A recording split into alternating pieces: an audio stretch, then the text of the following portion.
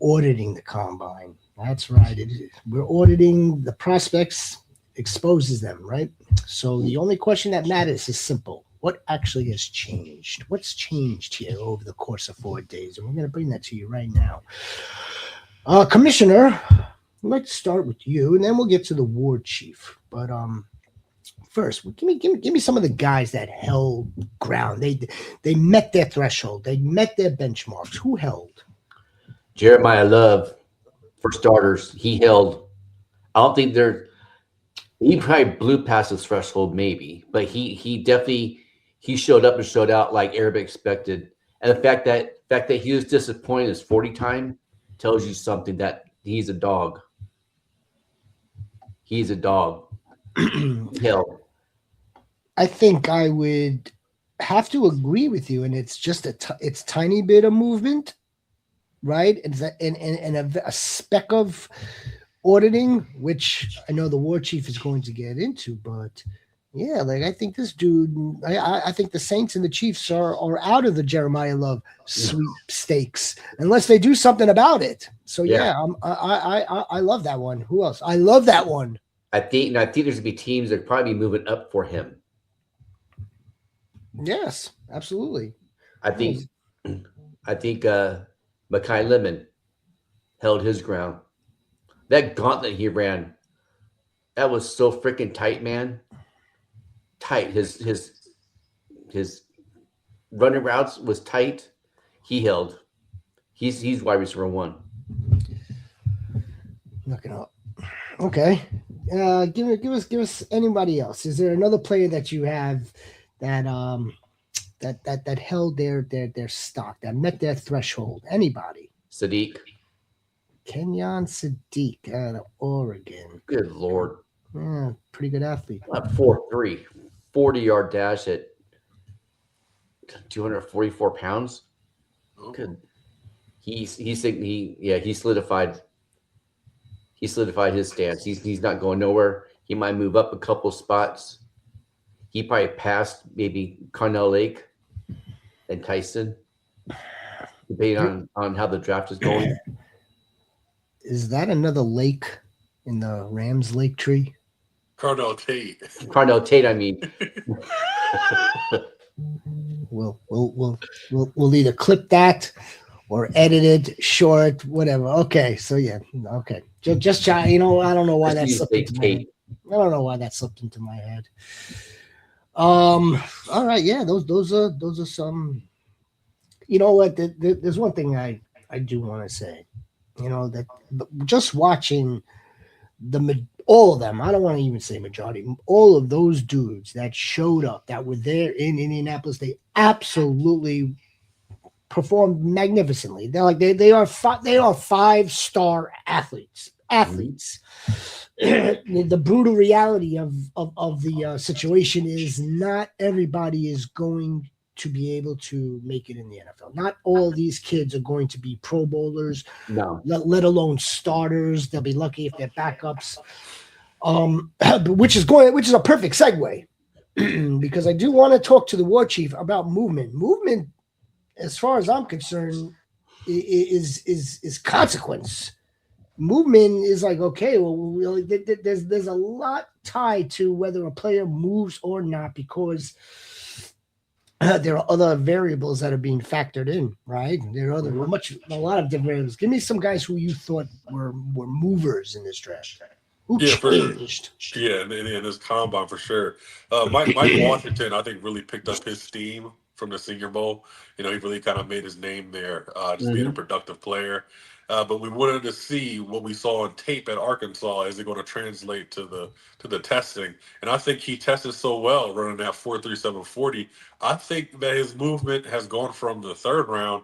I think it starts now at pick 32 with the Seahawks. I think that is a potential 100%. spot where we can actually see him going with Kenneth Walker. Maybe not coming back.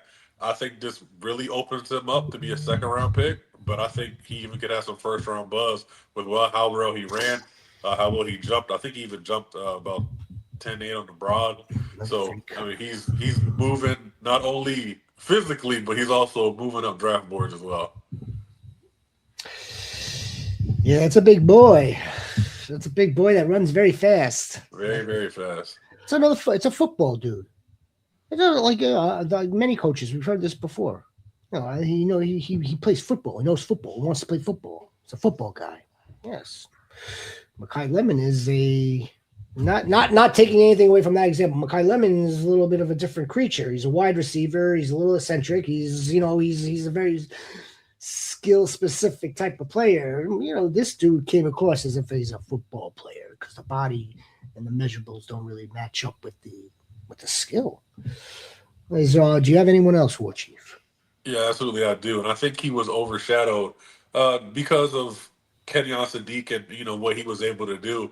Sadiq has broken all the records of tight ends over the past 25, 30 years, but Eli Stowers absolutely put on a show as well. I think he kind of moved his mid-round grade into the second round.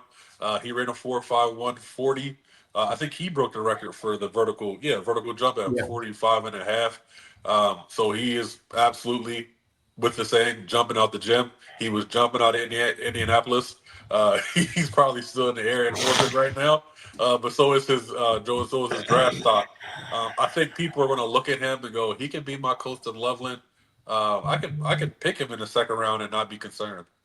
I think there might be teams that might move up for him in the first round. Possibly.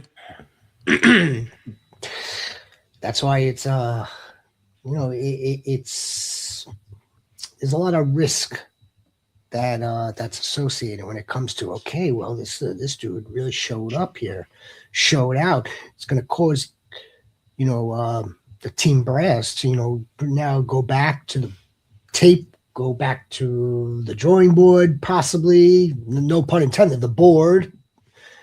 Meetings are going to be important now, right? I mean, it really does. And there's a lot of there's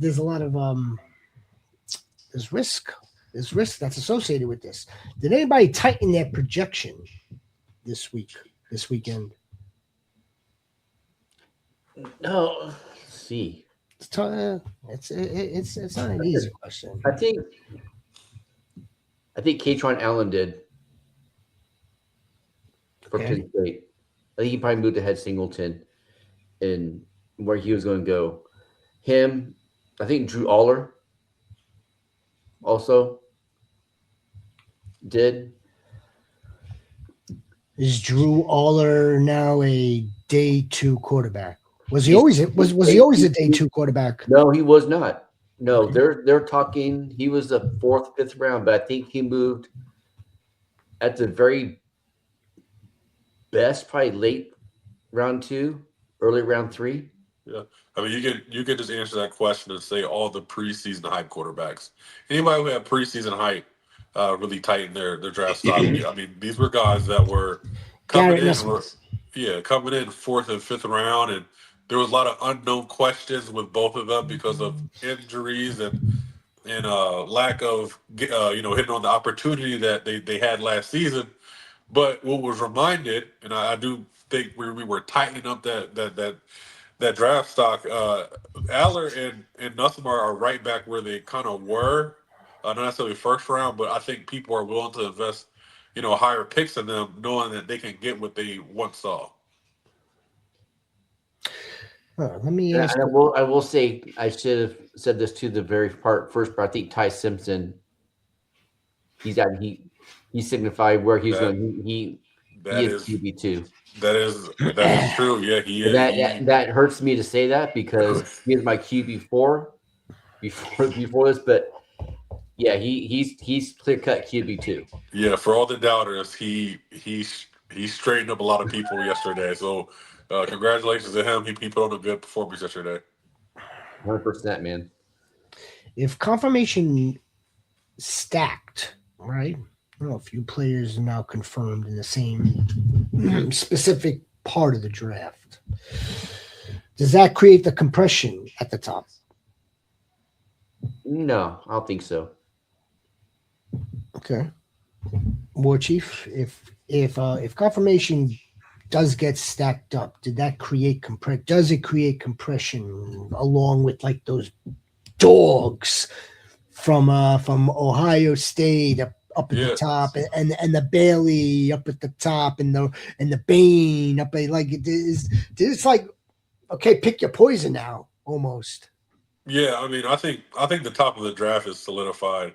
I think it does kind of get compressed because you get for the first 10 picks, you know who they're going to be. You don't know the order, but you know it's going to be those guys. So, like I said, everyone really is competing for pick 10 to the rest of the draft.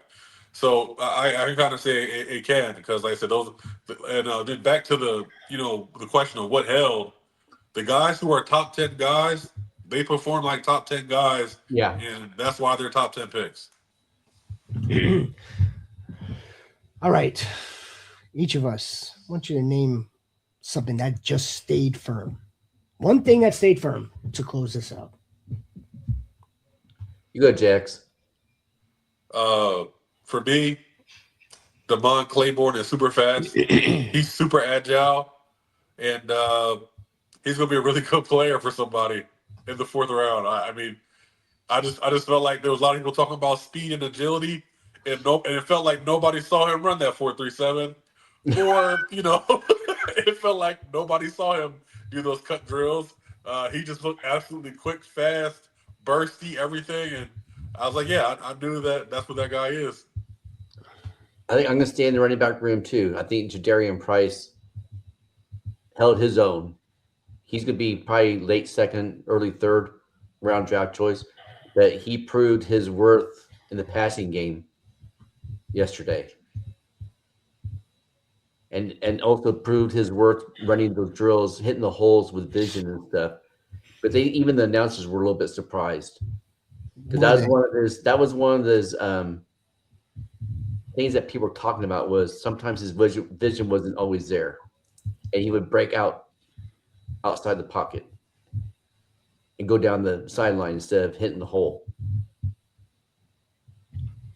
For me, it's going to be Carnell Tate, still the first wide receiver off the board. That held firm, right? Yeah, I would say that. I mean, that's the low-hanging fruit to the guy who, is just learning from these two fine gentlemen. I don't know. I don't know about that. You don't know about? Oh, well, I still think it either Makai Lemon or Tate. Okay. It's going to depend on what the need is, because Tate is more outside and Lemon is more slot. So it's depending on the team need at that spot. That's how it's going to go. All right. Well, we know that the Rhino audits structure. We know that the war chief, well, he's going to audit consistency.